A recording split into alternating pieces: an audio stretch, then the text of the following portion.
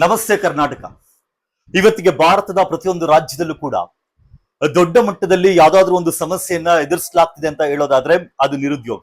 ಆ ಕರ್ನಾಟಕ ಕೂಡ ಅದಕ್ಕೇನು ಹೊಸದೇನಲ್ಲ. ಈ ಒಂದು ವಿಷಯದ ಕುರಿತಾಗಿ ನನ್ನೊಂದಿಗೆ ಮಾತಾಡ್ಲಿಕ್ಕೆ ಇವತ್ತಿಗೆ ಆಗಮಿಸಿದ್ದಾರೆ ಅಮರ್ ಅವರು. ಅಮರ್ ಅಂದಾಗ ನೆನಪಾಗುವಂತದ್ದು, ಕಳೆದ ಕೆಲ ವರ್ಷಗಳಿಂದ ನಾನು ನಿಮ್ಮನ್ನ ನೋಡ್ತಾ ಇದ್ದೀನಿ.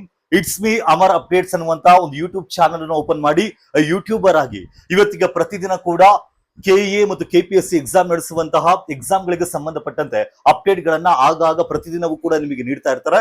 ಅಂಡ್ ಈ ಒಂದು ಸಂದರ್ಭಕ್ಕೆ ಯಾವೆಲ್ಲ ಅಪ್ಡೇಟ್ಸ್ ಇದೆ ಅಥವಾ ಯಾವೆಲ್ಲ ವಿಷಯ ಇದೆ, ನೇಮಕಾತಿ ಕುರಿತಾಗಿ ಮುಂದೆ ಯಾವ ರೀತಿ ನೀವು ಕ್ರಮ ಕೈಗೊಳ್ತೀರಾ ಅಥವಾ ಅವರ ಹೋರಾಟ ಯಾವ ರೀತಿ ಇರುತ್ತೆ, ಈ ಎಲ್ಲ ವಿಷಯಗಳ ಕುರಿತಾಗಿ ನಾನು ಅಮರ್ ಅವರೊಂದಿಗೆ ಮಾತಾಡ್ತಾ ಹೋಗ್ತೀನಿ. ಕಾರ್ಯಕ್ರಮಕ್ಕೆ ಸ್ವಾಗತ ಅಮರ್. Thank you. ಅಮರ್, ಇತ್ತೀಚೆಗೆ ನಾನು ತುಂಬಾ ಕೆಲವೊಂದು ವಿಡಿಯೋಗಳನ್ನ ನೋಡ್ತಾ ಇದ್ದೆ ನಿಮ್ದು. ಆ ಹಿಂದೆ ನೀವು ಯಾವ್ದೋ ಬೇರೆ ಒಂದು ಅಸೋಸಿಯೇಷನ್ ಜೊತೆ ಅಸೋಸಿಯೇಟ್ ಆಗಿದ್ರಿ, ವಿಡಿಯೋಗಳನ್ನ ಮಾಡ್ತಿದ್ರಿ. ಆದ್ರೆ ಇತ್ತೀಚೆಗೆ ನೀವೇ ಒಂದು ಅಸೋಸಿಯೇಷನ್ ಅನ್ನ ಓಪನ್ ಮಾಡಿದೀರಾ. ಅದರಲ್ಲಿ ವಿದ್ಯಾರ್ಥಿಗಳ ಹೋರಾಟದ ಕುರಿತಾಗಿ ಮಾತಾಡ್ತಾ ಇರ್ತೀರಾ ಅಥವಾ ಎಕ್ಸಾಮ್ಗಳ ಕುರಿತಾಗಿ ಮಾತಾಡ್ತಾ ಇರ್ತೀರಾ. ಏನು KSVS ಏನಕ್ಕೆ ಬೇಕಿತ್ತು? ಕಾರಣ, ಈಗಾಗಲೇ ಕರ್ನಾಟಕದಲ್ಲಿ ವಿದ್ಯಾರ್ಥಿ ಸಂಘಟನೆಗಳು ಅಂತ ಇತ್ತು, ವಿದ್ಯಾರ್ಥಿ ನಾಯಕರುಗಳು ಅಂತಿದ್ರು. ಈಗಾಗಲೇ ಎಷ್ಟೋ ಜನ ಬಂದ್ರು, ಎಷ್ಟೋ ಜನ ಹೋದ್ರು, ಅವರ ರಾಜಕಾರಣವನ್ನ ಅವ್ರು ಮಾಡ್ತಾ ಹೋದ್ರು. ಇನ್ನೊಂದಿಷ್ಟು ಜನ ಹೋರಾಟ ಮಾಡ್ತೀರಾ ನಿಜ. ಆದ್ರೆ ನೀವು KSVS ಅನ್ನ ಸ್ಥಾಪನೆ ಮಾಡುವಂತ ಉದ್ದೇಶ ಏನು? ಸರ್ ನೋಡಿ, ಸ್ವಾಭಿಮಾನ ಅಂತ ಪ್ರಶ್ನೆ ಬಂದಾಗ ಪ್ರತಿ ವ್ಯಕ್ತಿಗೂ ಕೂಡ ತನ್ನದೇ ಆದಂತ ಒಂದು ವೈಯಕ್ತಿಕ ವರ್ಚಸ್ ಇರುತ್ತೆ. ವೈಯಕ್ತಿಕವಾಗಿ ತಂದೆ ಆದಂತ ಒಂದು ಸಿದ್ಧಾಂತ ಇರುತ್ತೆ. ಹಾಗೆ ನನಗೂ ಕೂಡ ಒಂದಿಷ್ಟು ಪ್ರಿನ್ಸಿಪಲ್ಸ್ ಅಂದ್ರೆ ರೂಲ್ಸ್ ಇತ್ತು. ನನ್ನ ಒಂದು ಬೌಂಡ್ರಿ ಹಾಕೊಂಡಿದೆ, ಇಷ್ಟರೊಳಗಡೆ ನಾನು ಈ ಲಿಮಿಟ್ ಅಲ್ಲಿ ಹೋರಾಟ ಆಗಿರ್ಬೋದು, ಯಾವುದೇ ವಿಚಾರಗಳಲ್ಲಿ ಭಾಗವಹಿಸಬೇಕು ಅಂತ. ಬಟ್ ನನಗೆ ಈ ಹಿಂದಿನ ಅಸೋಸಿಯೇಷನ್ ಅಲ್ಲಿ ಏನು ಅಗೌರವ ಅಥವಾ ಏನಿಲ್ಲ, ಒಂದು ಒಳ್ಳೆ ರೀತಿಯಾದಂತ ಗೌರವ ಇತ್ತು, ಏನೋ ಇತ್ತು. ಬಟ್ ಆದ್ರೆ ನನಗೆ ಒಂದಿಷ್ಟು ಅಲ್ಲಿ ಏನೋ ಸ್ವಾಭಿಮಾನದ ವಿಷಯಕ್ಕೆ ಬಂದಾಗ ನನಗೆ ಬೇಡ, ಏನೋ ಒಂದು ಮಾಡೋಣ ಅಂತ ಒಂದಿಷ್ಟು ಸೈಲೆಂಟ್ ಆದ. ಆಮೇಲೆ ಈಗ KSVS ನ ಪ್ರಸ್ತುತ ನಾವು ಯಾಕೆ ಇದನ್ನ ಕರ್ನಾಟಕ ಸ್ವಾಭಿಮಾನಿ ವಿದ್ಯಾರ್ಥಿ ಸಮೂಹ ಮಾಡಿದ್ವಿ ಅಂದ್ರೆ, ನೋಡಿ, ಕಾಂಪಿಟೇಟಿವ್ ಎಕ್ಸಾಮ್ ನ ಸಮಸ್ಯೆಗಳು ಸ್ಪರ್ಧಾತ್ಮಕ ಪರೀಕ್ಷೆಗೆ ಓದ್ತಾ ಇರೋ ಆಸ್ಪಿರೆಂಟ್ಸ್ ಗಳಿಗೆ ಚೆನ್ನಾಗಿ ಗೊತ್ತಿರುತ್ತೆ. ಈಗ ಹೊರಗಡೆವರಿಗಿಂತ ನಾವು ಏನ್ ಇಲ್ಲಿ ಕಾಂಪಿಟೇಟಿವ್ ಎಕ್ಸಾಮ್ ಓದ್ತಾ ಇರ್ತೀವಿ, ನಮಗೆ ಚೆನ್ನಾಗಿ ಗೊತ್ತಿರುತ್ತೆ. ಹಾಗಾಗಿ ಕಾಂಪಿಟೇಟಿವ್ ಎಕ್ಸಾಮ್ ಓದ್ತಾ ಇರುವಂತ ಆಸ್ಪಿರೆಂಟ್ಸ್ ಗಳಿಂದಾನೆ ಒಂದು ಅಸೋಸಿಯೇಷನ್ ಆಗ್ಲಿ ಅಂದ್ರೆ ಅವ್ರಿಗೆ ಅದ್ರ ಸಮಸ್ಯೆಗಳು ಗೊತ್ತಿರುತ್ತೆ, ಅದ್ರ ವಿರುದ್ಧ ಹೋರಾಟ ಮಾಡ್ಬೇಕಾದ್ರೆ ಪ್ರತಿಯೊಂದು ಡಾಟಾ ಇರುತ್ತೆ. ಯಾವುದೇ ಸಚಿವರ ಭೇಟಿ ಆದ್ರೆ, ಅಧಿಕಾರಿಗಳ ಭೇಟಿ ಆದ್ರೂ ಕೂಡ ಹೋಗಿ ಅವ್ರಿಗೆ ಯಾವ ರೀತಿಯಾಗಿ ಮನವರಿಕೆ ಮಾಡ್ಕೊಡ್ಬಹುದು, ನಮ್ಮ ನೋವನ್ನ ನಾವು ಅವ್ರ ಹತ್ರ ವ್ಯಕ್ತಪಡಿಸಬಹುದು ಅನ್ನೋ ಒಂದು ಕಾರಣಕ್ಕೆ ನಾವೆಲ್ಲ ಒಂದು ಸ್ಪರ್ಧಾತ್ಮಕ ಪರೀಕ್ಷೆಗೆ ಓದ್ತಾ ಇರೋ ನಮ್ಮಲ್ಲಿ ಇರುವಂತ ಈಗ ಸಂಘಟನೆ ಇರುವಂತ ಪ್ರತಿಯೊಬ್ರು ಕೂಡ ಯಾರು ಯಾವುದೇ ರೀತಿಯಾದಂತ ಕೆಲಸ ಮಾಡ್ತಾರಂತ ಅಧಿಕಾರಿಗಳು ಬೇರೇನೂ ಅಲ್ಲ, ಎಲ್ಲರೂ ಕೂಡ ಒಂದು ರೀತಿಯಾಗಿ ಕಾಂಪಿಟೇಟಿವ್ ಎಕ್ಸಾಮ್ ವಲಯದಲ್ಲಿ ಮಾತ್ರ ಸಂಘಟನೆ ಆಗುತ್ತೋ ನಿಜವಾಗ್ಲೂ ನಿಜವಾಗ್ಲೂ ಈಗ ಆಲ್ರೆಡಿ ನಾವು ಕೆಲವೊಂದಿಷ್ಟು ನೋಡಿದ್ರ KS ವಿಷಯದಲ್ಲಿ ಈಗ ರಾಜ್ಯಪಾಲರಿಗೆ ಮನವಿ ಕೊಡುವಂತದ್ದಾಗಿರ್ಬೋದು, ಅಂಡ್ ಮೊನ್ನೆ ಲೋಕಾಯುಕ್ತಕ್ಕೆ ದೂರು ಕೊಡುವಂತದ್ದಾಗಿ ಈ ರೀತಿ ಕೆಲಸಗಳು ಅಂದ್ರೆ ನಾವು ನಮ್ಮ ವ್ಯಾಪ್ತಿಯಲ್ಲಿ ಅಂದ್ರೆ ನಾವೆಲ್ಲ ಕಾಂಪಿಟೇಟಿವ್ ಓದೋ ಆಸ್ಪಿರೆಂಟ್ಸ್ ಆಗಿರೋದ್ರಿಂದ ಈಗ ಇಮಿಡಿಯೇಟ್ ಆಗಿ ನಾವು ಹೋರಾಟಗಳು ಕೂಡ ಮೊನ್ನೆ ಹೋರಾಟ ಆಯೋಜನೆ ಮಾಡೋಕ್ಕೂ ಕೂಡ ಸಿದ್ಧತೆ ಮಾಡ್ಕೊಂಡಿದ್ವಿ. ಕಾರಣಾಂತರಗಳಿಂದ ಹೋರಾಟಕ್ಕೆ ಅವಕಾಶ ಸಿಗಲಿಲ್ಲ. ಹಾಗಾಗಿ ನಾವು ಕಾನೂನಾತ್ಮಕವಾಗಿ ಮತ್ತು ವಿದ್ಯಾರ್ಥಿಗಳ ಒಳಗಡೆ ವಿದ್ಯಾರ್ಥಿಗಳನ್ನ ಯಾವ ರೀತಿ ಜಾಗೃತಿ ಮೂಡಿಸಬಹುದು, ಆ ಎಲ್ಲ ಕೆಲಸಗಳನ್ನ ನಮ್ಮ ಒಂದು ಲಿಮಿಟ್ಸ್ ಅಲ್ಲಿ ನಾವು ಯಾವ ರೀತಿ ಮಾಡ್ಬೇಕು ಅದನ್ನ ಮಾಡ್ಕೊಂಡು ಹೋಗ್ತಾ ಇದೀವಿ. ಕಾಂಗ್ರೆಸ್ನ ಮ್ಯಾನಿಫೆಸ್ಟೋ ಪ್ರಣಾಳಿಕೆಯನ್ನು ನೋಡಿದಾಗ ತಾವು ಅಧಿಕಾರಕ್ಕೆ ಬಂದ 3 ವರ್ಷಗಳಲ್ಲಿ 2,80,000 ನೇಮಕಾತಿಗಳನ್ನ ಮಾಡ್ತೀನಿ ಅಂತ ಹೇಳಿದ್ರು ಹುದ್ದೆಗಳಿಗೆ. ಆದ್ರೆ ಇಲ್ಲಿವರೆಗೂ ಅವ್ರು ಹೇಳ್ದಂಗೆ ಮಾಡ್ಲಿಕ್ಕಾಗಿಲ್ಲ. ಇತ್ತೀಚೆಗೆ ಕರ್ನಾಟಕದಲ್ಲಿ ದೊಡ್ಡ ಮಟ್ಟದಲ್ಲಿ ವಿದ್ಯಾರ್ಥಿಗಳ ಹೋರಾಟ ಕೂಡ ನಡೆಯುತ್ತೆ, ಜನ್ಜಿ ಪ್ರೊಟೆಸ್ಟ್ ಅಂತ ಎಲ್ಲ ಹೋಲಿಕೆ ಮಾಡಲಾಗುತ್ತೆ. ಅದಾದ ನಂತರ ಸರ್ಕಾರ ಕೂಡ ಹೇಳುತ್ತೆ 56,000 ಹುದ್ದೆಗಳಿಗೆ 1 ತಿಂಗಳೊಳಗಾಗಿ ನೇಮಕಾತಿಯನ್ನ ಮಾಡ್ತೀವಿ ಅಂತ. ಆದ್ರೆ ಅವ್ರು ಹೇಳಿ 1 ತಿಂಗಳಿಗಿಂತ ಹೆಚ್ಚು ಟೈಮ್ ಆಗಿದೆ. ನಿಮ್ಗೆ ಏನಾದ್ರು ಅನ್ಸುತ್ತಾ 56,000 ಹುದ್ದೆಗಳಿಗೆ ಶಾರ್ಟ್ಲಿ ಆದಷ್ಟು ಬೇಗ ನೇಮಕಾತಿ ಮಾಡ್ತಾರೆ ಅಂತ ಅನ್ಸುತ್ತಾ? ಸರ್ ನೋಡಿ, ಹೋರಾಟಗಳೆಲ್ಲ ಆದ್ಮೇಲೆ ಸರ್ಕಾರ ಏನ್ ಮಾಡುದು, ಹೋರಾಟಗಳನ್ನ ಒಂದ್ ರೀತಿ ಕಟ್ ಹಾಕೋ ರೀತಿಯಲ್ಲಿ ಅಂದ್ರೆ ವಿದ್ಯಾರ್ಥಿಗಳನ್ನ ಒಂದ್ ರೀತಿ ಶಾಂತಿ ಮಾಡೋದು ಯಾವ್ದೋ ಒಂದು ಕೆಲವೊಂದು ನಿಗಮ ಮಂಡಳಿಗಳ ನೇಮಕಾತಿ 708 ರೆಕ್ರೂಟ್ಮೆಂಟ್ ಇತ್ತೀಚೆಗೆಲ್ಲ ಮಾಡ್ತು. ಅದಾದ್ಮೇಲೆ ಇತ್ತೀಚೆಗೆ ಒಳ ಮೀಸಲಾತಿ ವಿಷಯದಲ್ಲಿ ತುಂಬಾ ಗೊಂದಲ ಆಯ್ತು, ತುಂಬಾ ಪ್ರೆಷರ್ ಕ್ರಿಯೇಟ್ ಆಯ್ತು. ಅದಾದ್ಮೇಲೆ ಅದನ್ನು ಕೂಡ ಏನೋ ಕ್ಲಿಯರ್ ಮಾಡ್ಬಿಟ್ಟು ಈಗ ರೋಸ್ಟರ್ ನ ಕೂಡ ರೆಡಿ ಮಾಡಿದ್ದಾರೆ. ಬಟ್ ನಮಗಿರುವಂತ ಮಾಹಿತಿ ಪ್ರಕಾರ ಸರ್ಕಾರ ತನ್ನ ಕಂಪ್ಲೀಟ್ ಈಗ ಅವಧಿ ಏನಿದೆ ಈ ಅವಧಿ ಮುಗಿಯೋಷ್ಟ್ರಲ್ಲಿ 56,000 ಹುದ್ದೆಗಳನ್ನ ಭರ್ತಿ ಮಾಡಲ್ಲ ಅನ್ನುವಂಥದ್ದು ನಮಗಿರುವಂತ ಮಾಹಿತಿ. ಅಂದ್ರೆ ಸರ್ಕಾರ ಸದ್ಯಕ್ಕೆ ಒಂದು ಯಾವ್ದೋ ಒಂದು PC-ನೋ ಅಥವಾ ಇನ್ಯಾವುದೋ VA-ನೋ ಒಂದು ಸಣ್ಣ ಪುಟ್ಟ ನೇಮಕಾತಿಗಳನ್ನ ಮಾಡಿ ಅದನ್ನೇ ಒಂದು ಪ್ರೊಸೆಸ್ ನ 1 ವರ್ಷ 2 ವರ್ಷ ಈಗ ಸರ್ಕಾರ ಮುಗಿಯೋವರೆಗೂ ಡ್ರ್ಯಾಗ್ ಮಾಡ್ಕೊಂಡು ಹೋಗಿ ಅಲ್ಲಿಗೆ ಅದನ್ನ ಮುಗಿಸ್ಬೇಕು ಅಂದ್ರೆ ಆ ರೀತಿಯಾಗಿ ಪ್ಲಾನ್ ಸರ್ಕಾರದ ಒಳಗೆ ಇರುವಂತದ್ದು ಅನ್ನೋದು ನಮ್ಗೆ ಕೆಲವು ನಾಯಕರು ಮತ್ತು ಕೆಲವು ಅಧಿಕಾರಿಗಳು ಕೊಟ್ಟಂತ ಮಾಹಿತಿ. ಬಟ್ ಆದ್ರೆ ಒಂದು ವಿಷಯ ನಮಗೀಗ ಮುಖ್ಯವಾಗಿ ಬೇಕಾದ್ರೆ ಈ 56,000 ಹುದ್ದೆಗಳನ್ನ ವಿತಿನ್ ಇಯರ್ ಅಲ್ಲಿ ಒಂದು ಇವೆಂಟ್ ಆಫ್ ಕ್ಯಾಲೆಂಡರ್ ಮಾಡ್ಬಿಟ್ಟು ಕಂಪ್ಲೀಟ್ ಆಗಿ ನೇಮಕಾತಿ ಮುಗಿಸ್ಕೊಡ್ಬೇಕು ಅಂತ ಆಗುತ್ತಾ? ನಮ್ಗೆ 100% ಡೌಟ್ ಇದೆ. ಕರ್ನಾಟಕ, ನಾನು ಕೂಡ ಈ ಒಂದು UPSC KPSC ಫ್ಯಾಕಲ್ಟಿ ಆಗಿರೋದ್ರಿಂದ ನಾನು ವಿದ್ಯಾರ್ಥಿಗಳನ್ನ ನೋಡಿದಾಗ ಆ ವಿದ್ಯಾರ್ಥಿಗಳಿಗೆ ತುಂಬಾ ಯಾವ್ದ್ರ ಮೇಲೆ ಆಸಕ್ತಿ ಜಾಸ್ತಿ ಅಂತ ಕೇಳಿದ್ರೆ ಯೂನಿಫಾರ್ಮ್ ಸರ್ವಿಸ್ಗೆ ಹೋಗ್ಬೇಕು ಅಂತ. ಈಗ PSI ನೋಟಿಫಿಕೇಶನ್ ಆಗ್ಬೋದು ಅಂತ ಮಾತಾಡ್ಲಾಗ್ತಿತ್ತು, ESI ವಿಚಾರ ಕೂಡ ಕೇಳ್ಬಂತು. ಈ PSI ESI ವಿಚಾರ ಅಂತ ಬಂದಾಗ ಈಗ ಏನಾದ್ರೂ ನೋಟಿಫಿಕೇಶನ್ ಆಗ್ಬೋದಾ ಅಥವಾ ಆಗ್ಬೋದು ಅನ್ನೋದಾದ್ರೆ ಶಾರ್ಟ್ಲಿ ಯಾವ್ದು ಆಗ್ಬೋದು? ಸರ್ ಈಗ ನೋಡಿ ಮೊನ್ನೆ ಅಷ್ಟೇ ನಾವು ನೇಮಕಾತಿ ವಿಭಾಗಕ್ಕೆ ಹೋಗಿದ್ವಿ, ಪೊಲೀಸ್ ನೇಮಕಾತಿ ವಿಭಾಗದಲ್ಲಿ. ಅಲ್ಲಿ ನಮಗೆ ಕೊಟ್ಟಂತ ಮಾಹಿತಿ ಏನಂದ್ರೆ ಈಗ 8,000 ಪೊಲೀಸ್ ಕಾನ್ಸ್ಟೇಬಲ್ ನೇಮಕಾತಿಗೆ ಪ್ರಸ್ತಾವನೆ ಬಂದಿದೆ.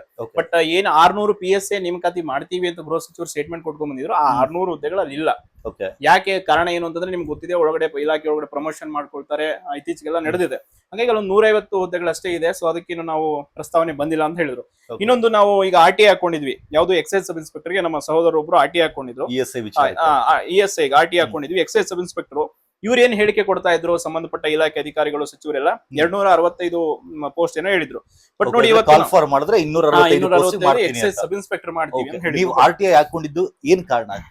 ನಮಗೆ ಕ್ಲಾರಿಟಿ ಬೇಕಿತ್ತು. ಯಾಕಂದ್ರೆ ಈಗ ನಮ್ಮ ರಾಜ್ಯದಲ್ಲಿ PSI ಬಿಟ್ರೆ ಹೆಚ್ಚು ಜನ ಆಸ್ಪಿರೆಂಟ್ಸ್ ಓದುವಂತದ್ದು ESI ಗೆ. ಯಾಕೆ ಅಂತಂದ್ರೆ ESI ತುಂಬಾ ವರ್ಷದಿಂದ ಕಾಲ್ಫರ್ಮ್ ಆಗಿಲ್ಲ. ಮತ್ತೆ ಒಂದು ಒಳ್ಳೆ ಜಾಬ್ ಅದು. PSI ಹೋಲಿಸಿದ್ರೆ ಸ್ಟ್ರೆಸ್ ಕಡಿಮೆ ಇರುತ್ತೆ, ಹೈಟ್ ಕಡಿಮೆ ಇದ್ದವ್ರು ಕೂಡ ESI ಓದಬಹುದು ಅನ್ನೋ ಒಂದು ಕಾರಣಗಳಿದೆ. ಬಟ್ ನಾವು ಇವತ್ತು ಏನ್ RTI ಹಾಕೊಂಡಿರುವಂತ ಮಾಹಿತಿಯಲ್ಲಿ ಇವ್ರು ಕೊಟ್ಟಿದ್ದಾರೆ, ಪ್ರತಿ ಸ್ಟೇಷನ್ ವೈಸ್ ನಾವು ಮಾಹಿತಿ ತಗೊಂಡಿದ್ವಿ. ಕೇವಲ 59 ಹುದ್ದೆಗಳನ್ನ ಮಾತ್ರ ಅಧಿಕೃತವಾಗಿ ಇದರಲ್ಲಿ ನಮ್ಗೆ RTI ಮಾಹಿತಿ ಕೊಟ್ಟಿದ್ದಾರೆ. ಅಂದ್ರೆ ಇವತ್ತಿಗೆ ಅವ್ರು ಹೇಳಿದ್ದು 265 ಖಾಲಿ ಇದೆ ಅಂತ, ಆದ್ರೆ ನಿಜವಾಗ್ಲೂ ಖಾಲಿ ಇರುವಂತದ್ದು ಬರೀ 59. ಬಟ್ ಹಾಗಾದ್ರೆ ಉಳಿದಿರೋ ಏನಾಯ್ತು ಅಂದ್ರೆ ನಾವು ಪ್ರಮೋಷನ್ ಮೂಲಕ ಏನೋ ಮಾಡ್ಕೊಂಡಿರ್ಬೋದು ಅಂತ. ಬಟ್ ನಾವ್ ಇದ್ರ ಬಗ್ಗೆ ಇನ್ನು ನಮ್ಗೆ ಇನ್ನಷ್ಟು ಮಾಹಿತಿ ಬೇಕಿರೋದ್ರಿಂದ ಸಂಬಂಧಪಟ್ಟ ಇಲಾಖೆಗೆ ಭೇಟಿ ಕೊಟ್ಟು ಸಂಬಂಧಪಟ್ಟ ಸಚಿವರಿಗೂ ಕೂಡ ನಾವು ಇದ್ರ ಬಗ್ಗೆ ಪತ್ರ ಬರೀತೀವಿ. ನೀವು ಈ ರೀತಿ ಮಾಹಿತಿ ಕೊಟ್ಟಿದ್ರಿ, ಈ ಹಿಂದಿನ ಹಲವಾರು ವಿಧಾನಸಭೆ ಚರ್ಚೆ ನಡಿಬೇಕಾದ್ರೆ ಚರ್ಚೆ ಸಂದರ್ಭ ಚುಕ್ಕೆ ಪ್ರಶ್ನೆಗಳನ್ನ ಕೇಳ್ತಾರೆ. ಅದರಲ್ಲೆಲ್ಲ ಈ ರೀತಿ ಕೊಟ್ಟಿದ್ರು ಅವ್ರು 265 ಇದೆ, 942 ಎಕ್ಸೈಸ್ ಗಾರ್ಡ್ ಇದೆ ಅಂತ. ಬಟ್ ಅದರಲ್ಲಿ ನಾವು ಕಂಪ್ಲೀಟ್ ಆದಂತ ಮಾಹಿತಿ ಈ ರೀತಿ ಕೊಟ್ಟಿದ್ದಾರೆ. ಇನ್ನೊಂದು PSI ಕೂಡ ಅಷ್ಟೇ ಇನ್ನೂ ಕ್ಲಾರಿಟಿ ಇಲ್ಲ. ಸಂಪೂರ್ಣವಾಗಿ ನಾವು 600 ಹುದ್ದೆಗಳನ್ನೇ ಭರ್ತಿ ಮಾಡ್ತೀವಿ.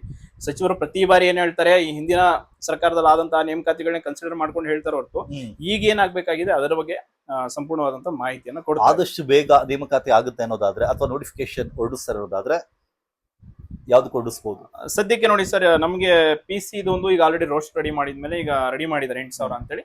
ಸದ್ಯಕ್ಕೆ PC ಇನ್ನೊಂದು ವಾರದಲ್ಲಿ ಅಥವಾ ಮುಂದಿನ ವಾರದಲ್ಲಿ ನೇಮಕಾತಿ ಆಗ್ಬಹುದು ಅಂತಿದೆ. ಅಂಡ್ VAO ಕೂಡ, ಯಾಕಂದ್ರೆ VAO ಆಲ್ರೆಡಿ 500 ಹುದ್ದೆಗಳಿಗೆ ಆರ್ಥಿಕ ಇಲಾಖೆ ಅನುಮೋದನೆ ನೀಡಿ ರೆಡಿ ಇದೆ. ಸೊ KA ಅವರು VAO ಮಾಡಿದ್ರೆ ಕಳೆದ ಬಾರಿ ಕೂಡ ನೋಡಿದ್ರೆ 1000 ಹುದ್ದೆಗಳಿಗೆ ವಿತಿನ್ 6 ಮಂತ್ ಅಲ್ಲಿ ತುಂಬಾ ಕ್ಲೀನ್ ಆಗಿ ಯಾವುದೇ ರೀತಿಯಾದಂತಹ ಒಂದು ಏನು ಭ್ರಷ್ಟಾಚಾರ ರಹಿತವಾಗಿ ತುಂಬಾ ವ್ಯವಸ್ಥಿತವಾಗಿ ನೇಮಕಾತಿಯನ್ನು ಮುಗಿಸ್ಕೊಟ್ರು. ಸೊ ಈ ಬಾರಿ ಕೂಡ ಇನ್ನೊಂದು 500 ಹುದ್ದೆಗಳು, ಬಟ್ ಪ್ಲಸ್ 500 ಅದಕ್ಕೆ ಆಡ್ ಮಾಡ್ಬೇಕು ಅಂತ ಕೂಡ ಡಿಮ್ಯಾಂಡ್ ಇದೆ. ಬಟ್ ಸದ್ಯಕ್ಕೆ ಅದು ತಡ ಆಗುತ್ತೆ ಅನ್ನೋ ಒಂದು ಕಾರಣಕ್ಕೆ ಇರೋ 500 ಪೋಸ್ಟ್ ಗಳಂತೂ ನೇಮಕಾತಿ ಮಾಡುವಂತ ಸದುದ್ದೇಶ ಇದೆ KA ಇಂದ. ಹಾಗಾಗಿ ನಾವು ಇನ್ನೊಂದು ಏನ್ ಕೇಳ್ತೀವಿ ಅಂತಂದ್ರೆ, KA ಅಲ್ಲಿ ಕೆಲವೊಂದು ಸುಧಾರಣೆಗಳಿದೆ. ಅಂದ್ರೆ OMR ನ ವೆಬ್ಸೈಟ್ ಅಪ್ಲೋಡ್ ಮಾಡೋದಾಗಿರ್ಬೋದು, ಸ್ಕೋರ್ ಲಿಸ್ಟ್ ಅನ್ನು ಅನೌನ್ಸ್ ಮಾಡೋದಾಗಿರ್ಬೋದು. ಈ ರೀತಿ KPSC ಕೂಡ ಮಾಡಬೇಕು. ಏನು ಸುಧಾರಣಾ ಸಮಿತಿ ಅಂತೇಳಿ ಮೊನ್ನೆ ಮಾಡಿದ್ದಾರೆ ಸಿಎಂ ಅವರು, ಈ KPSC ಸುಧಾರಣಾ ಸಮಿತಿ ಅಂತ ಒಂದಿಷ್ಟು MLA ಗಳನ್ನ ಅದರಲ್ಲಿ ಹಾಕಿದ್ದಾರೆ. ಸೊ ಅವ್ರಿಗೆ ಇನ್ನೊಂದು ಕೆಲವೇ ದಿನಗಳನ್ನ ಅವರಿಗೆ ಭೇಟಿಯಾಗಿ ನಮ್ಮ KSVS ಮೂಲಕ ನಮ್ಮ ಒಂದು ಏನು ಸುಧಾರಣೆ ಮಾಡಿದ್ರೆ ಯಾವ ರೀತಿ ಮಾಡಬೇಕು, ನೀವು KPSC ಲಿ ಏನ್ ಪಾಯಿಂಟ್ಸ್ ಗಳನ್ನ ಇಟ್ಕೋಬೇಕು ಅನ್ನೋದ್ರ ಬಗ್ಗೆ ನಾವು ಒಂದಿಷ್ಟು ಅವರಿಗೆ ಸುಧಾರಣಾ ಸಮಿತಿಗೆ ಸಲಹೆಗಳನ್ನ ಕೊಡ್ತೀವಿ. ಇತ್ತೀಚೆಗೆ ಇಂಟರ್ನಲ್ ರಿಸರ್ವೇಶನ್ ಸಾರ್ಟ್ ಔಟ್ ಆಯ್ತು, ರೋಸ್ಟರ್ ಬಗ್ಗೆ ಒಂದಿಷ್ಟು ವಿಷಯಗಳು ಕೇಳ್ಪಟ್ಟು ಮುಂದೆ ಏನಾದ್ರೂ ನೇಮಕಾತಿ ಆಗ್ಬೇಕಾದ್ರೆ ಇದೇ ಇಂಟರ್ನಲ್ ರಿಸರ್ವೇಶನ್ ಮತ್ತೆ ರೋಸ್ಟರ್ ವಿಚಾರಕ್ಕೆ ಏನಾದ್ರೂ ತೊಂದರೆ ಆಗ್ಬಹುದಾ? ಹೌದು, ಈಗಾಗಲೇ ನಿನ್ನೆ ತುಂಬಾ ಜನ 3A 3B ಆಸ್ಪಿರೆಂಟ್ಸ್ ನನಗೂ ಕೂಡ ಕರೆ ಮಾಡಿದ್ರು. ಅಂಡ್ ನಾನು ಕೂಡ 3B ಆಸ್ಪಿರೆಂಟ್. ಸೊ ನಮ್ಗೆ ಈಗ ಗೊತ್ತಾಗಿರುವಂತ ಒಂದು ಮಾಹಿತಿ ಏನಪ್ಪಾ ಅಂತಂದ್ರೆ, ಇಲ್ಲಿ ಮುಂದೆ ನೇಮಕಾತಿ ಆದ್ರೂ ಕೂಡ ಕೆಲವೊಂದಿಷ್ಟು ನಮ್ಗೆ ಅಲ್ಲಿ ಪೋಸ್ಟ್ ವೇರಿಯೇಷನ್ ಎಲ್ಲ ಆಗುವಂತದ್ದು ಅದೆಲ್ಲ ಗೊತ್ತಿದೆ. ಅದಕ್ಕೆ ಸಂಬಂಧಪಟ್ಟಾಗ ನಾವು ನಿನ್ನೆ ಮಾಹಿತಿ ಕೂಡ ನೋಡಿದೆ. ಇನ್ ಕೇಸ್ ಆ ರೀತಿ ಏನಾದ್ರು ಇವ್ರು ಮಾಡ್ತಾರೆ, ಸಮಸ್ಯೆ ಆಗುತ್ತೆ ಅಂದ್ರೆ ಖಂಡಿತವಾಗಿ ನಾಳೆ ಯಾರಿಗಾದ್ರೂ ಅದ್ರ ಬಗ್ಗೆ ಅಬ್ಜೆಕ್ಷನ್ ಹಾಕ್ಬೋದು, ಆ ರೀತಿ ಆಗುತ್ತೆ. ಇನ್ ಕೇಸ್ ಇಲ್ಲ ಮಾಡಿಲ್ಲ ಆತರ ಏನು ಸಮಸ್ಯೆ ಇಲ್ದಂಗೆ ಇವ್ರು ಮಾಡ್ಕೊಂಡ್ರು ಅಂದ್ರೆ ಖಂಡಿತವಾಗಿ ಸಮಸ್ಯೆ ಆಗಲ್ಲ. ಇನ್ನೊಂದು ಇಂಟರ್ನಲ್ ರಿಸರ್ವೇಶನ್ ನಿಮ್ಗೆ ಗೊತ್ತಿದೆ, ಈಗ ಆಲ್ರೆಡಿ ಅವರು ಯಾವ ರೀತಿ ಮಾಡ್ಕೊಂಡಿದ್ದಾರೆ, ಸಮಸ್ಯೆ ಆಗದಿರುತ್ತೆ. ಇನ್ನೊಂದು ಕೋರ್ಟ್ ಅಲ್ಲಿ 56% ಒಂದು ಕೇಸ್ ಇದೆ. ಸೊ ಅದು ಆಲ್ಮೋಸ್ಟ್ CTI, PDO ಮತ್ತು KS 3 ನೇಮಕಾತಿಗಳಿಗೂ ಕೂಡ ಆರ್ಡರ್ ಕಾಪಿ ಏನ್ ಕೊಡುವಾಗ ವಿತ್ ಇನ್ ಫೈನಲ್ ಲಿಸ್ಟ್ ಅಲ್ಲಿ ಮೆನ್ಷನ್ ಮಾಡಿದ್ದಾರೆ, ಅಂತಿಮ ಆದೇಶಕ್ಕೆ ಒಳಪಟ್ಟು ಅಂತ. ನಾಳೆ ಜೂನ್ 15ನೇ ತಾರೀಕು ಕೋರ್ಟ್ ಅಲ್ಲಿ ಫೈನಲ್ ಹಿಯರಿಂಗ್ ಇದೆ. ಸೊ ಅದಾದ್ಮೇಲೆ ಏನಾದ್ರು ಇನ್ ಕೇಸ್ ಕೋರ್ಟ್ ಇಲ್ಲಿ ಹೈಕೋರ್ಟ್ 56 ಮಾಡಂಗಿಲ್ಲ, 50 ಮಾಡಬೇಕು ನೀವು ರಿಸರ್ವೇಶನ್, ಅದನ್ನ ಏನು ಅಂತಂದ್ರೆ ಒಂದು ಸುಪ್ರೀಂ ಕೋರ್ಟ್ ಇಂದಿರಾ ಸಾಹ್ನಿ ಪ್ರಕರಣದಲ್ಲಿ ಇದೆ, ಮೀಸಲಾತಿ ಮಿತಿ ಅಂದ್ರೆ 50% ದಾಟಬಾರ್ದು ಅಂತ. ಇನ್ ಕೇಸ್ 50 ಮಾಡ್ಕೊಳ್ಳಿ ಅಂದ್ರೆ ಅವಾಗ ಇಲ್ಲಿ ಸ್ವಲ್ಪ ನೇಮಕಾತಿಗಳ ವಿಷಯದಲ್ಲಿ ಗೊಂದಲ ಆಗುತ್ತೆ. ಅದಕ್ಕೆ ಸರ್ಕಾರ ಯಾವ ರೀತಿ ಮಾಡ್ಕೊಳ್ಳುತ್ತೆ ಅನ್ನೋದು ನೋಡ್ಬೇಕು. ಬಟ್ ಇನ್ನೊಂದು 56 ಏನಾದ್ರೂ ಇವ್ರು ಮಾಡ್ಲೇಬೇಕು ಅಂದ್ರೆ ಮತ್ತೆ ನಾಳೆ ಅದು ಸುಪ್ರೀಂ ಕೋರ್ಟ್ ವರೆಗೂ ಕೇಸ್ ಹೋಗುತ್ತೆ. ಈ ರೀತಿಯಾದಂತ ಕೆಲವೊಂದು ಕೇಸ್ ಅನ್ನ ಫೈಲ್ ಮಾಡಿರುವಂತದ್ದು ಕಾರಣ SC ಗಳಿಗೆ ರಿಸರ್ವೇಶನ್ ಜಾಸ್ತಿ ಮಾಡಲಾಗಿದೆ. ಸದ್ಯಕ್ಕಂತೂ ಯಾರು ಕೇಸ್ಗಳು ಅದ್ರ ಬಗ್ಗೆ ಏನು ಮಾಹಿತಿ ಇಲ್ಲ. ಬಟ್ ಸದ್ಯಕ್ಕೆ ನೇಮಕಾತಿ ಬಗ್ಗೆ ಸುಸೂತ್ರವಾಗಿ ಮಾಡುವಂತ ಯೂಟ್ಯೂಬ್ ಚಾನಲ್ ಬರೀ ಅಪ್ಡೇಟ್ಸ್ ಮಾತ್ರ ಕೊಡ್ತೀರಾ ಅಥವಾ ನಿಜವಾಗ್ಲೂ KSVS ಮುಖಾಂತರ ಹೋರಾಟ ಮಾಡ್ತೀರಾ? ಖಂಡಿತವಾಗಿ KSVS ಈಗ ಇತ್ತೀಚೆಗೆ ನನಗೂ ಕೂಡ ವಿಷಯದ ಬಗ್ಗೆ ತುಂಬಾ ದೂರುಗಳು ಬಂತು. ಏನು ಅಂತಂದ್ರೆ, ನಾವು ಯಾವಾಗ ಈ KS ರಿ ಎಕ್ಸಾಮ್ ಪ್ರೊಟೆಸ್ಟ್, PDO ಪ್ರೊಟೆಸ್ಟ್ ಅದೆಲ್ಲ ಆದ್ಮೇಲೆ ಸ್ವಲ್ಪ ಹೋರಾಟಗಳಿಂದ ಹಿಮ್ಮುಖ ಆದೆ, ಅಂದ್ರೆ ಜಾಸ್ತಿ ಕಾಣಿಸ್ಕೊಳ್ಳೋಕೆ ಶುರು ಮಾಡಿಲ್ಲ. ಅದಾದ್ಮೇಲೆ ನೀವು ಸ್ವಲ್ಪ ಏನಾದ್ರು ಮಾಡಿ ಹೋರಾಟದ ವಿಷಯದಲ್ಲಿ ಅಂತ. ಇನ್ನೊಂದು ನನಗೆ ಮೊದಲನೇದಾಗಿ ಪ್ರಾಮಾಣಿಕವಾಗಿ ಇರಬೇಕು ಅನ್ನೋಂಥದ್ದು. ನಾವೇನೋ ಈಗ ವಿದ್ಯಾರ್ಥಿಗಳ ಪರವಾಗಿ ಇದೀವಿ ಅಂದ್ರೆ ಅಟ್ಲೀಸ್ಟ್ ನಮ್ಮ ಕಡೆಯಿಂದ ಎಷ್ಟಾಗುತ್ತೋ ಅಷ್ಟು ಪ್ರಾಮಾಣಿಕವಾದಂತ ಒಂದು ಕೆಲಸ ಮಾಡ್ಬೇಕು. ಇಲ್ಲ ಅಂತಂದ್ರೆ ಅದರಿಂದ ದೂರ ಇರಬೇಕು ಅನ್ನೋದು. ಇನ್ನೊಂದು ಸುಮ್ನೆ ನಾವೀಗ ಭರವಸೆ ಕೊಟ್ಟು ನಾನು ಏನೋ ಮಾಡ್ಬಿಡ್ತೀನಿ, ಈ ನಿಮ್ಗೆ ನೇಮಕಾತಿ ನಾಳೆನೆ ಮಾಡಿಸ್ಬಿಡ್ತೀನಿ, KS ಹಂಗ್ ಮಾಡ್ಬಿಡ್ತೀನಿ, ಅದೇನು ಇಲ್ಲ. ನಮ್ ಕೈಯಿಂದ ಒಂದು ಲಾಜಿಕಲ್ ಎಂಡ್ ನೋಡಿ. ನಾವು ಬಹಳಷ್ಟು ಹೋರಾಟ ಮಾಡಿದೀವಿ, KS ಹೋರಾಟ ಮಾಡಿದ್ವಿ, ನಿಮ್ಗೂ ಗೊತ್ತಿದೆ, ರೀ ಎಕ್ಸಾಮ್ ಮಾಡಿದ್ವಿ. ಬಟ್ ಫಸ್ಟ್ ಟೈಮ್ ಆಯ್ತು, ಸೆಕೆಂಡ್ ಟೈಮ್ ಆಗ್ಲಿಲ್ಲ. ಅಂಡ್ KS ಇವಾಗ ಇಂಟರ್ವ್ಯೂವರೆಗೂ ಬಂದಿದೆ. ಅಲ್ಲಿ ನಿಮ್ಗೆ ಕೇಸ್ ಕೂಡ ಏನೇನಾಯ್ತು ಅದೆಲ್ಲ ಗೊತ್ತಿದೆ. ಅಂಡ್ ಇವನ್ PDO ರೀ ಎಕ್ಸಾಮ್ ಅಂತ ಹೋರಾಟ ಮಾಡಿದ್ವಿ, ಅದು ಕೂಡ ಸಕ್ಸಸ್ ಇಲ್ಲ. ಹಿಂಗಾಗ್ಬಿಟ್ಟಿದೆ ಅಂದ್ರೆ ನಮ್ಮ ರಾಜ್ಯದಲ್ಲಿ ವಿದ್ಯಾರ್ಥಿಗಳಿಗೆ ಹೋರಾಟ ಅಂದ್ರೆ ಅದಕ್ಕೆ ಯಾವ್ದಕ್ಕೂ ಕೂಡ ಕೊನೆ ಇಲ್ಲ. ಅಂದ್ರೆ ಒಂದು ಲಾಜಿಕಲ್, ಒಂದು ತಾರ್ಕಿಕ ಅಂತ್ಯನೇ ಇಲ್ಲ.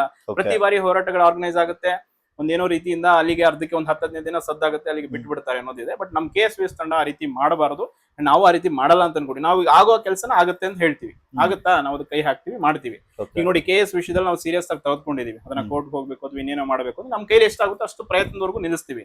ಬಟ್ ನಾವು ಅದರಿಂದ ಹಿಮ್ಮುಖ ಆಗಲ್ಲ. ಈಗ ಯಾವುದೇ ವಿಷಯ ಆಯ್ತು, ನಮ್ಮ KSVS ಅಸೋಸಿಯೇಷನ್ ಇದೇ ಉದ್ದೇಶ, ಏನೇ ಆಗ್ಲಿ ನಮ್ಮ ಕೈಯಿಂದ ಆದ್ರೆ ಕೆಲಸಕ್ಕೆ ನಮ್ಮ ಸಂಘಟನೆ ಕೈ ಇಡುತ್ತೆ. ಇಲ್ಲ ಅಂತಂದ್ರೆ ಆ ಕೆಲಸ ಮುಂಚೆನೆ ನಾವು ವಿದ್ಯಾರ್ಥಿಗಳಿಗೆ ಸ್ಪಷ್ಟವಾಗಿ ಹೇಳ್ಬಿಡ್ತೀವಿ, ನಮ್ಮಿಂದ ಈ ರೀತಿ 2,80,000 ಮಾಡೋದಕ್ಕಾಗಲ್ಲ, ಅಟ್ಲೀಸ್ಟ್ 56,000 ಏನು ಹುದ್ದೆಗಳಿಗೆ ನೇಮಕಾತಿ ಮಾಡ್ತೀನಿ ಅಂತ ಹೇಳ್ತಿದ್ದಾರೆ. ಇನ್ ಕೇಸ್ ಅದಾಗ್ಲಿಲ್ಲ ಅನ್ನೋದಾದ್ರೆ ಇನ್ನು 1 ವರ್ಷದಲ್ಲಿ, ಕಾರಣ ಇನ್ನು 1.5 ವರ್ಷ 2 ವರ್ಷದಲ್ಲಿ ಚುನಾವಣೆ ಬರುತ್ತೆ, ಅದ್ರೊಳಗಡೆ KSVS ನಿಮ್ಮ ಮುಂದಿನ ನಡೆ ಏನು, ಏನ್ ಮಾಡ್ಬೇಕು ಅಂತ ಅನ್ಕೊಂಡು? ಈಗ ನಾವು ಈ ಮಂತ್ ಅಂತೂ ಈಗ ಸರ್ಕಾರ ಹೇಳಿದೀನಿ PC ನೋಟಿಫಿಕೇಶನ್ ನೆಕ್ಸ್ಟ್ ವೀಕ್ ಅಲ್ಲಿ ಮಾಡ್ತೀವಿ ಅಂತ. ಹಂಗಾಗಿ ವಿದ್ಯಾರ್ಥಿಗಳು ಪಾಪ ಓದ್ತಾ ಇರ್ತಾರೆ, ಅವ್ರಿಗೆ ಯಾವ್ದು ಸಮಸ್ಯೆ ಮಾಡೋದು ಬೇಡ, ಅವ್ರ ಪಾಡಿಗೆ ಅವ್ರು ಓದ್ಕೊಳ್ಳಿ. ಇನ್ ಜೂನ್ ಕೂಡ ನೋಡ್ತೀವಿ ನಾವು, ಜೂನ್ ಮಂತ್ ಅಲ್ಲೂ ಕೂಡ VAO ಎಲ್ಲ ನೋಟಿಫಿಕೇಶನ್ ನಮಗೆ ಆಶ್ವಾಸನೆ ಕೊಟ್ಟಿದ್ದಾರೆ. In case May end June ಅಲ್ಲಿ ಏನು ನೋಟಿಫಿಕೇಶನ್ ಮಾಡಿಲ್ಲ ಅಂದ್ರೆ ಜುಲೈ ತಿಂಗಳಿಂದ ಇನ್ ಕೇಸ್ ಇವ್ರು ಯಾವ್ದು ಎಲೆಕ್ಷನ್ ಏನೋ ವಿಷಯ ತಂದು ಅಡ್ಡಿಪಡಿಸಿದ್ರೆ ಖಂಡಿತವಾಗಿ ಸರ್ಕಾರದ ವಿರುದ್ಧ ಈಗೇನ್ ಜಂಜಿ ಹೋರಾಟ ಅಂತ ಹೇಳ್ತಾರೆ ಆ ರೀತಿಯಾಗಿ ದೊಡ್ಡ ಪ್ರಮಾಣದ ಹೋರಾಟ ಆಗುತ್ತೆ. ಯಾಕಂದ್ರೆ ಜನ್ಸಿ ಹೋರಾಟ ಕರ್ನಾಟಕದಲ್ಲಿ ಜಂಜಿ ಹೋರಾಟದ ಸಾಧ್ಯತೆ ಇಲ್ಲ ಅಂದ್ರೆ ಸರ್ಕಾರಕ್ಕೆ ಒಂದು ದೊಡ್ಡ ಪ್ರತಿರೋಧ ಅಂತ ಆಗುತ್ತೆ. ಮುಂಬರುವ ಚುನಾವಣೆಗೆ ಒಂದು ದೊಡ್ಡ ಹೊಡೆತ ಅಂತ ಕೊಡುತ್ತೆ. ಹೋಗ್ತೀರಾ, 1 ದಿನ 2 ದಿನ ಹೋರಾಟ ಮಾಡ್ತೀರಾ, ಅವ್ರೇನೋ ಹೇಳ್ತಾರೆ ಕಮಿಟಿ ರಚನೆ ಮಾಡ್ತೀನಿ ಅಂತ ಹೇಳ್ತಾರೆ, ಇಲ್ಲ ಹುದ್ದೆಗಳ ಏನು ನೇಮಕಾತಿ ಹೊಡಿಸ್ತೀನಿ ಅಂತ ಹೇಳ್ತಾರೆ, ವಾಪಸ್ ಬರ್ತೀರಾ. ಏನು ಹೋರಾಟ ಇದು? ಹೋರಾಟನ ಇಲ್ಲ, ಅದು ಏನಾಗಿದೆ ಅಂತಂದ್ರೆ ಒಂದಿನದ ಹೋರಾಟ ಸರ್ಕಾರಕ್ಕೆ ಯಾಕೆ ನಮ್ದು ಹೋರಾಟಗಳು ಯಶಸ್ವಿ ಆಗಿದೆ ಅನ್ನೋದಕ್ಕೆ ಪ್ರಮುಖ ಕಾರಣ ಇದು. ಅಲ್ಲಿ ಒಂದಿನದ ಹೋರಾಟ ಏನಾಗ್ತಾ ಇದೆ, ವಿದ್ಯಾರ್ಥಿಗಳು ಬೆಳಿಗ್ಗೆಯಿಂದ ಸಂಜೆವರೆಗೂ ಎಫರ್ಟ್ ಹಾಕಿರ್ತಾರೆ. ಸಂಜೆ ಪೊಲೀಸರನ್ನ ಕರೆಸಿ ವಿದ್ಯಾರ್ಥಿ ಮುಖಂಡರ ಬಂಧನ ಮಾಡುವಂತದ್ದು, ವಿದ್ಯಾರ್ಥಿಗಳನ್ನ ಏನೋ ಚದುರಿಸೋದು, ಯಾವುದೋ ಒಂದು ಬೆದರಿಕೆ ಕೇಸು ಏನೋ ವಿಷಯಗಳು ಹೇಳಿಕೆ ಅವ್ರನ್ನ ಕಳಿಸೋದು, ಹೋರಾಟದಿಂದ ಹಿಮ್ಮುಖ ಮಾಡುವಂತ ಕೆಲಸ ಎಲ್ಲ ಆಗ್ತಾ ಇದೆ. ಸೊ ಇನ್ನೊಂದು ಮೊನ್ನೆ ಅಷ್ಟೇ ನಾವು ಧಾರವಾಡದ ಕೂಡ ಮತ್ತೊಂದು ಹೋರಾಟಕ್ಕೆ ರೆಡಿ ಮಾಡಿದ್ವಿ. ಅವತ್ತೇನ್ ಮಾಡಿದ್ರು ಅಂತಂದ್ರೆ 1 ಲಕ್ಷ ರೂಪಾಯಿ ಬಾಂಡ್ ಕೊಡ್ಬೇಕು, ನೀವು ಮುಚ್ಚಳಿಕೆ ಪತ್ರವನ್ನು ಬರ್ಕೊಡ್ಬೇಕು. ಅಂಡ್ ಮುಂದೆ 1 ವರ್ಷ ನೀವು ಯಾವುದೇ ವಿದ್ಯಾರ್ಥಿ ಪರ ಹೋರಾಟದಲ್ಲಿ ಭಾಗವಹಿಸಬಾರದು ಅಂತ ಅಲ್ಲಿನ ಕಮಿಷನರ್ ಅವರು ನೋಟಿಸ್ ಅನ್ನ ಕೊಟ್ಟಿದ್ರು.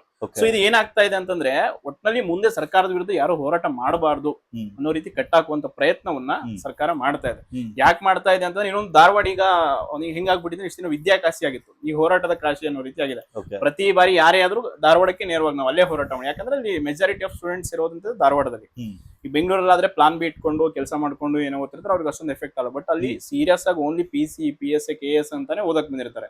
ಅವ್ರಿಗೆ ಅಲ್ಲಿ ಓದೋದ್ ಬಿಟ್ರೆ ಬೇರೆ ಕೆಲಸ ಅಲ್ಲ. ಊಟಕ್ಕಾದ್ರೆ ಮದುವೆ ಮನೆಗಳಿಗೆ ಹೋಗಿ ಊಟ ಮಾಡ್ತಾರೆ, ಏನೋ ಕಷ್ಟ ಇರುತ್ತೆ. ಹಂಗಾಗಿ ಹೋರಾಟ ಅಂದಾಗ ಅಲ್ಲಿ ಹೆಚ್ಚಿನ ಕಿಚ್ಚಿರುವಂತದ್ದು ಧಾರವಾಡದ ಒಂದು ಆಸ್ಪಿರೆಂಟ್ಸ್ ಗಳಿಗೆ. ಸೊ ಹಂಗಾಗಿ ಅಲ್ಲಿ ನೀವು ಹೋರಾಟಕ್ಕೆ ಕರೆ ಕೊಡ್ತೀರ ಅನ್ನೋದಾದ್ರೆ ವಿದ್ಯಾರ್ಥಿಗಳು ಏನಕ್ಕೆ ಬರ್ಬೇಕು ನಿಮ್ಮ ನಂಬಿ? ವಿದ್ಯಾರ್ಥಿಗಳಿಗೆ ನಾವು ಹೋರಾಟದ ವಿಷಯದಲ್ಲಿ ಹೇಳೋದಾದ್ರೆ ಮೊದಲನೇದಾಗಿ ನಮ್ಮ KSVS, ನಾವು ಬೇರೆ ವಿಷಯದ ಬಗ್ಗೆ ಹೇಳಲ್ಲ, KSVS ಆದ್ರೆ ನಾವ್ ಯಾವ್ದೇ ಒಂದು ಈಗ ಹೋರಾಟ ನಾವ್ ಇದುವರೆಗೂ ಯಾವುದೋ ಒಂದು ಅಧಿಕೃತವಾಗಿ ಇಂಡಿಪೆಂಡೆಂಟ್ ಇನ್ನೂವರೆಗೂ ಒಂದು ಹೋರಾಟ ಮಾಡಿಲ್ಲ, ಅದ್ರ ಬಗ್ಗೆ ನಾವು ಹೇಳ್ತೀವಿ. ಬಟ್ ಮುಂದೆ ಮಾಡೋದಾದ್ರೆ ಖಂಡಿತವಾಗಿ ನಾವು ಮಾಡ್ತೀವಿ. ಬಟ್ ನಮ್ಮನ್ನ ನಂಬಿ ಯಾರು ವಿದ್ಯಾರ್ಥಿಗಳು ಬರ್ತಾರೆ ಅವ್ರಿಗೆ ಆ ಒಂದು ವಿಷಯದಲ್ಲಿ ತಾರ್ಕಿಕ ಅಂತ್ಯ ಸಿಗೋವರೆಗೂ ನಾವು ಬಿಡಲ್ಲ. ಖಂಡಿತವಾಗಿ ನಾವು ಯಾವುದೇ ವಿಷಯ ಇರಲಿ, ನಾಟ್ ಓನ್ಲಿ ಈಗ ರಿಕ್ರೂಟ್ಮೆಂಟ್ ಅಂತಲ್ಲ, ಮುಂದೆ ಇನ್ನೂ ಏನಾದ್ರು ಸಮಸ್ಯೆ ಬರ್ಬೋದು ವಿದ್ಯಾರ್ಥಿಗಳಿಗೆ, ಯಾವುದೇ ವಿಷಯ ಬಂದ್ರು ಆ ಯಾವುದೇ ಇರಲಿ, ಒಂದು 500 ಜನ ಸೇರಿದ್ರು ಹೋರಾಟಕ್ಕೆ 50 ಜನ ಸೇರಿದ್ರು ಅವ್ರನ್ನ ಕೂರಿಸ್ಕೊಂಡು ಆ ನ್ಯಾಯ ಸಿಗೋವರೆಗೂ ಹೋರಾಟ ಮಾಡ್ತೀವಿ. ಓಕೆ, ಇದು ಇವತ್ತಿನ ವಿಶೇಷ ಆಗಿತ್ತು. ಅಮರ್ ಅವರು ನೇಮಕಾತಿಗೆ ಸಂಬಂಧಪಟ್ಟಂತೆ ಹಲವಾರು ವಿಚಾರಗಳ ಬಗ್ಗೆ ಮಾತಾಡಿದ್ರು. ಅಂಡ್ ಈಗ ಅವರು ತನ್ನದೇ ಆದಂತ KSVS ಅನ್ನುವಂತ ಒಂದು ಆರ್ಗನೈಸೇಷನ್ ಅನ್ನು ಓಪನ್ ಮಾಡಿರುವಂತದ್ದು. ಅಂಡ್ ಅದಕ್ಕೂ ಕೂಡ ಆಲ್ ದ ಬೆಸ್ಟ್ ಹೇಳೋಣ. ಸಾಧ್ಯ ಆದಷ್ಟು ಎಷ್ಟು ಒಳ್ಳೆ ಕೆಲಸ ಮಾಡ್ಲಿಕ್ಕೆ ಆಗುತ್ತೆ ಅದನ್ನ ಮಾಡಿ, ಯಾವುದೋ ಒಂದು ಆಸೆಗೋಸ್ಕರ ಮಾಡೋದನ್ನ ಬಿಟ್ಟು ವಿದ್ಯಾರ್ಥಿಗಳಿಗೆ ಒಳ್ಳೇದಾಗುತ್ತೆ ಅನ್ನೋ ಉದ್ದೇಶ ಇದ್ರೆ ಡೆಫಿನೆಟ್ಲಿ ಅದನ್ನು ಮುಂದುವರಿಸಿ. ಅಂಡ್ ಎಲ್ಲ ವಿದ್ಯಾರ್ಥಿಗಳ ಪರವಾಗಿ ಆಲ್ ದ ಬೆಸ್ಟ್ ಕೂಡ ಹೇಳ್ತೀನಿ. ಧನ್ಯವಾದ.